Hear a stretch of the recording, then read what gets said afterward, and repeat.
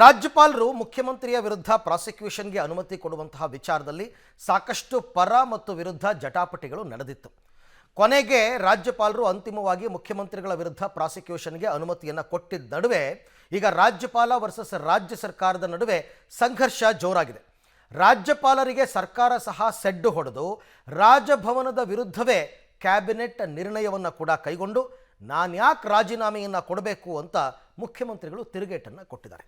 ಇದಕ್ಕೆ ಸಂಬಂಧಪಟ್ಟ ಒಂದು ರಿಪೋರ್ಟ್ ಇದೆ, ನೋಡೋಣ. Governor versus government fight. ರಾಜ್ಯಪಾಲರ ನಿರ್ಣಯದ ವಿರುದ್ಧ ಕ್ಯಾಬಿನೆಟ್ ನಿರ್ಣಯ. ನಾನು ರಾಜೀನಾಮೆ ಕೊಡಲ್ಲ, ನೀವೇ ಕೊಡಿ, ಸಿಎಂ ಸವಾಲು. ರಾಜ್ಯಪಾಲರು ಸಿಎಂ ವಿರುದ್ಧ ಪ್ರಾಸಿಕ್ಯೂಷನ್ ಅನುಮತಿ ಕೊಟ್ಟ ಬೆನ್ನಲ್ಲೇ ರಾಜ್ಯದಲ್ಲಿ ರಾಜ್ಯಪಾಲರು ವರ್ಸಸ್ ಸರ್ಕಾರ ಫೈಟ್ ಮತ್ತಷ್ಟು ಜೋರಾದಂತೆ ಕಾಣಿಸ್ತಿದೆ.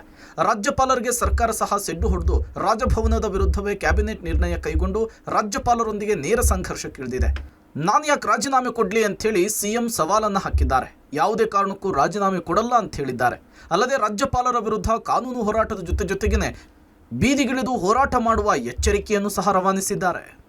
ಮೂಡ ಪ್ರಕರಣದಲ್ಲಿ ತೆಗೆದುಕೊಂಡಿರ್ತಕ್ಕಂಥ ತೀರ್ಮಾನ ಅದು ಕಾನೂನು ಬಾಹಿರವಾದ ತೀರ್ಮಾನ, ಅಸಂವಿಧಾನಿಕವಾಗಿರ್ತಕ್ಕಂಥ ತೀರ್ಮಾನ. ಅದರಿಂದ ಸಚಿವ ಸಂಪುಟ ಸಂಪೂರ್ಣವಾಗಿ ಅದನ್ನ ಕಂಡೆಮ್ ಮಾಡುತ್ತದೆ. And what for I should resign? According to me, the governor has to resign. ಯಾವಾಗ ರಾಜ್ಯಪಾಲರು ಒಂದು ದಿನನೇ ನನಗೆ ಶೋಕಾಸ್ ನೋಟಿಸ್ ಅನ್ನ ತಯಾರು ಮಾಡಿಕೊಂಡು ಕೊಡಕ್ಕೆ ಶುರು. ಇವತ್ತು ರಾಜಭವನವನ್ನ ರಾಜಕೀಯ ದಾಳವಾಗಿ ಉಪಯೋಗಿಸ್ಕೊತಾ ಇದ್ದಾರೆ. ನಾವು ಚುನಾಯಿತ ಸರ್ಕಾರವನ್ನ ಹುಟ್ಟಾಕಬೇಕು ಅಂತಕ್ಕಂಥದ್ದು ಅವರು ಅನೇಕ ರಾಜ್ಯಗಳಲ್ಲಿ ಮಾಡಿದ್ದಾರೆ. ಇದೇ ತರ ನಾವು ಕೋರ್ಟ್ ನಲ್ಲಿ ಇದನ್ನ ಪ್ರಶ್ನೆ ಮಾಡಿ ನಾವು ಲೀಗಲ್ ಫ್ಯಾಕ್ಟ್ ಅನ್ನ ಮಾಡ್ತೇವೆ. High command is with me, the entire cabinet is with me. ನಾವು ರಾಜೀನಾಮೆ ಕೊಡ್ತಕ್ಕಂಥ ಯಾವುದೇ ತಪ್ಪನ್ನು ಮಾಡಿಲ್ಲ. ಮೂಡ ಪ್ರಕರಣದಲ್ಲಿ ನನ್ನ ಪ್ರಾಸಿಕ್ಯೂಷನ್ ಮಾಡಬೇಕು ಎಂಬ ತೀರ್ಮಾನ ಕಾನೂನು ಬಾಹಿರ ಹಾಗೂ ಅಸಂವಿಧಾನಿಕ ತೀರ್ಮಾನ. ಅದರಿಂದ ಸಚಿವ ಸಂಪುಟ ನಿರ್ಣಯವನ್ನು ಖಂಡಿಸುತ್ತೆ. ಈ ದೇಶದ ರಾಷ್ಟ್ರಾಧ್ಯಕ್ಷರ ಪ್ರತಿನಿಧಿಯಾದ ರಾಜ್ಯಪಾಲರು ಕೇಂದ್ರ ಸರ್ಕಾರದ ಪ್ರತಿನಿಧಿಯಾಗಿ ನಡೆದುಕೊಂಡಿದ್ದು ಸಚಿವ ಸಂಪುಟ ತೀವ್ರವಾಗಿ ಖಂಡಿಸಿದೆ. ಕೇಂದ್ರ ಸರ್ಕಾರ ಜನರಿಂದ ಆಯ್ಕೆಯಾದ ಸರ್ಕಾರವನ್ನು ಅಸ್ಥಿರಗೊಳಿಸಲು ರಾಜ್ಯಪಾಲರನ್ನು ಬಳಸಿಕೊಳ್ತಾ ಇದೆ. ರಾಜ್ಯಪಾಲರು ಅವರ ಕೈಗೊಂಬೆಯಾಗಿ ಕೆಲಸ ಮಾಡ್ತಿದ್ದಾರೆ. ಇದರಿಂದ ಪ್ರಜಾಪ್ರಭುತ್ವದ ಮೂಲಭೂತ ತತ್ವಕ್ಕೆ ಅಪಾಯವಾಗ್ತಾ ಇದೆ.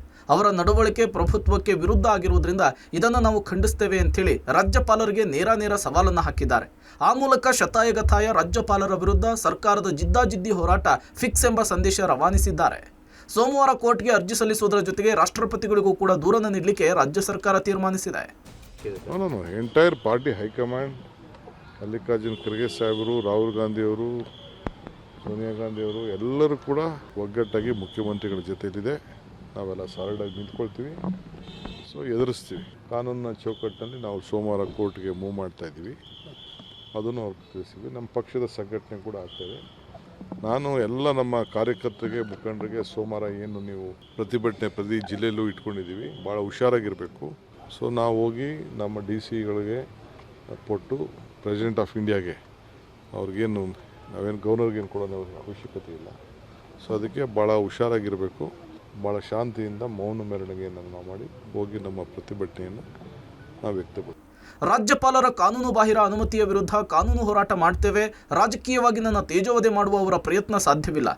ನಾನು ಯಾಕೆ ರಿಸೈನ್ ಮಾಡಲಿ? ನಡೆದುಕೊಂಡ ನಿರ್ಧಾರಕ್ಕೆ ರಾಜ್ಯಪಾಲರೇ ರಾಜೀನಾಮೆಯನ್ನು ಕೊಡಲಿ ಅಂಥೇಳಿ ಸಿಎಂ ಗವರ್ನರ್ ರಾಜೀನಾಮೆಗೆ ಒತ್ತಾಯಿಸಿದ್ದಾರೆ. ರಾಜಕೀಯವಾಗಿ ಬೀದಿಗಿಳಿದು ಹೋರಾಟ ಮಾಡ್ತೇವೆ ಅಂಥೇಳಿ ಪ್ರತಿ ಸವಾಲಿನ ಮೂಲಕ ರಾಜ್ಯದಲ್ಲಿ ಗವರ್ನರ್ ವರ್ಸಸ್ ಗವರ್ನಮೆಂಟ್ ಫೈಟ್ಗೆ ಮುಹೂರ್ತ ನಿಗದಿಯಾದಂತೆ ಕಾಣಿಸ್ತಿದೆ. Sukesh, public TV, Bengaluru.